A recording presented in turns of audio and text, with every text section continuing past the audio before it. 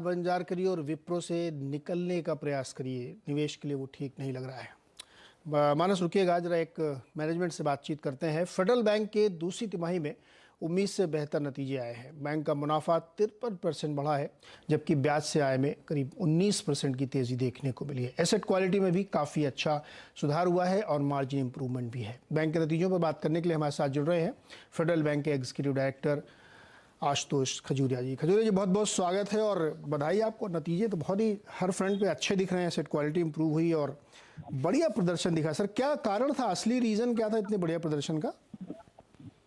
देखिए, बहुत बहुत धन्यवाद सबसे पहले मुझे चैनल पर बुलाने के लिए। देखिए साहब, ऐसा है, निरंतरता जो है उसको आप मतलब लोगों ने शायद पूरी तरह देखा नहीं। बैंक क्रमशः एक अच्छे नतीजे देता चला आ रहा है, लेकिन थोड़ा नोटिस जरा देर से हुआ, यही कहना चाहूंगा मैं। क्योंकि अगर हम पिछले 10 वर्षों की भी बात करें तो कभी भी बैंक की क्रेडिट क्वालिटी जो है वो 3.5% से ऊपर हमारे कभी जीएनपीए नहीं रहे। और मतलब कई ऐसी प्राकृतिक आपदाएं भी आई, जैसे केरल की फ्लड्स थी, कोरोना था। पूरे इन अवसरों में भी इन जो भी ये घटनाएं होती रही उसके दौरान भी एक जो क्रेडिट क्वालिटी थी वो पूरी तरह से स्टेडी रही। और अब ये जरूर है कि पिछले एक वर्ष से कम 3 तिमाहियों से मैं कह सकता हूं कि अब ग्रोथ भी रफ्तार पकड़ रही है। और शायद इस बार ग्रोथ को शायद लोगों ने ज्यादा पसंद किया, ऐसा लग रहा है। क्रेडिट ग्रोथ कितनी है अभी सर? 19.5%, 19.4, 19.5%। तो ये तो मेरे ख्याल में कई सालों की हाई होगी। हाँ जी, ये जून 2019 के बाद हाईएस्ट है। कई साल मतलब 3 वर्ष कह सकते हैं आप। तो हाँ, जून में आखिरी बार 19% थी, 19% प्लस जो थी जून 19 में। जून 19 के बाद इतनी बड़ी ग्रोथ क्रेडिट देखने को मिली और मैं एक्सपेक्ट कर रहा हूँ कि इसमें रिटेल, कॉर्पोरेट सभी तरीके की ग्रोथ देखने को मिली, क्योंकि गवर्नर साहब ने भी बताया था कि क्रेडिट ग्रोथ पिकअप कर रही है। खजूरिया सर, एक सवाल। जी जी, बोले बोले। ये मैंने कहा बहुआयामी है। अगर आप कृषि से लेकर और खुदरा लोनों की तरफ देखें, लोन्स की तरफ भी देखें, retail loans, commercial banking, business banking, जो मतलब कि छोटे स्तर के व्यावसायिक ऋण जो होते हैं जिन्हें हम बिजनेस बैंकिंग कहते हैं, और फिर जो मझोले स्तर के होते हैं कमर्शियल बैंकिंग, उनमें ग्रोथ काफी अच्छी रही। और पर्टिकुलरली खासतौर से इस तिमाही में कॉर्पोरेट ग्रोथ भी बहुत अच्छी रही। ओके, और 19 क्वार्टर के हाई पर एनआईए में 20 क्वार्टर के लो पर जीएनपीए, ये भी बहुत अच्छा है। मतलब चारों तरफ आपने बहुत बढ़िया किया है आशुतोष जी। लेकिन अब मेरा सवाल ये है कि जो ट्रेजेक्ट्री थी प्री कोविड लेवल ब्याज दरों की, रेपो रेट के संदर्भ में कह रहा हूँ, वो पार हो गई है और लगातार मौसम और माहौल ऐसा बना हुआ है कि अमेरिका के दबाव में ब्याज दरें भारत में भी बढ़ानी पड़ेंगी। ऐसे में कोई असर दिख रहा है आपको क्या? कोई साइंस आपको दिख रहे हो कि आगे चिंता हो सकती है? देखिए, आज की जो अगर आप ग्लोबल इकोनॉमी की बात करें, अगर पूरे विश्व स्तरीय अर्थव्यवस्थाओं की बात करें, तो आप किसी तरह से पूरी तरह से डीकपल नहीं हो सकते। ये सच है कि किसी ज्योग्राफी में उसका प्रभाव ज्यादा होता है और किसी में कम होता है। मैं इससे नकारता नहीं हूँ, लेकिन ये सच है कि एक तरह से भारत की जो अर्थव्यवस्था है एक आइलैंड की तरह फिलहाल नजर आ रही है, जबकि बाकी सब जगह मुद्रास्फीति जो है वो कभी अतीत में इतनी ज्यादा नहीं देखी गई थी। भारत में चूंकि ये विकासशील देश है, पहले भी कभी हम जो है 7-8% की, ऐसा नहीं कि मुद्रास्फीति हमने कभी देखी नहीं।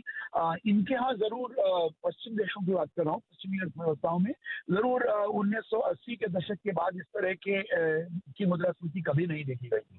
तो थोड़ा सा अंतर है वहां की स्थिति में और यहाँ। वहां ग्रोथ की अब तलाश करनी पड़ेगी, क्योंकि जो मुद्रास्फीति बढ़ी है उसने, और उसकी वजह से जो इन्होंने अपनी पॉलिसी। भारत में देखिए 7% से ऊपर का हम ग्रोथ टारगेट लेके चल रहे हैं जीडीपी का। 7.5% हमारी बॉन्ड यील्ड है, 7.5% के आसपास इन्फ्लेशन है। ये सब ट्रिपल सत्ते चलते नहीं है, किसी को तो नीचे होना पड़े तभी ऊपर जाएंगे।